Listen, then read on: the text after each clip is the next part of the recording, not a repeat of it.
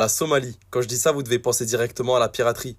Mais posez-vous la question, comment un pays passe d'une nation hyper stable et respectée à ce qu'on voit aujourd'hui? Ça, les médias ne vous le diront jamais, mais c'est pas le pays qui a vrillé tout seul, c'est le monde qui l'a poussé à bout. Petit retour dans le passé, faut savoir que la Somalie dans les années 70-80, c'était pas du tout ce qu'on croyait. C'était un pays hyper solide avec un taux d'éducation incroyable et une armée qui faisait trembler toute la région. Personne ne leur donnait d'ordre, ils géraient leurs affaires seuls et ils avaient leur fierté. On peut même dire qu'à l'époque, ils imposaient le respect sur la scène internationale. Mais c'était un problème aux yeux de l'Occident, toujours.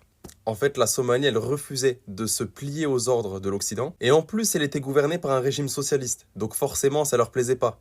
Et en 91, tout explose. Entre les rébellions financées par l'étranger et les divisions internes, le gouvernement tombe. L'État disparaît et c'est là que les puissances internationales décident de venir pour tout piller. Et c'est à ce moment-là que l'histoire des pirates commence. En fait, pendant que le pays n'avait plus de gouvernement, des énormes bateaux étrangers sont venus piller les côtes somaliennes de tous leurs poissons. Pire encore, ils ont balancé des déchets toxiques dans l'eau, les pêcheurs locaux ont tout perdu. La piraterie, c'était pas des mecs qui voulaient devenir riches, c'était juste des pêcheurs qui n'avaient plus rien à manger et qui ont pris les armes pour protéger les côtes somaliennes. Et d'ailleurs, ces mêmes armes qui ont été données par les USA en masse pour provoquer une instabilité constante dans le pays. Et ironie du sort, parce que certains Somaliens, comme les pêcheurs, les ont utilisés pour se protéger des menaces internationales. Donc la prochaine fois qu'on vous parle de la Somalie comme d'un pays de barbares, n'oubliez pas que c'est un pays qu'on a sacrifié pour ses ressources, comme beaucoup d'autres pays d'Afrique. On leur a volé leur état parce qu'ils étaient trop indépendants, on a pillé leur mer, et après on les traite de criminels parce qu'ils essaient de survivre. Comme d'habitude, c'est toujours la même phrase, diviser pour mieux régner.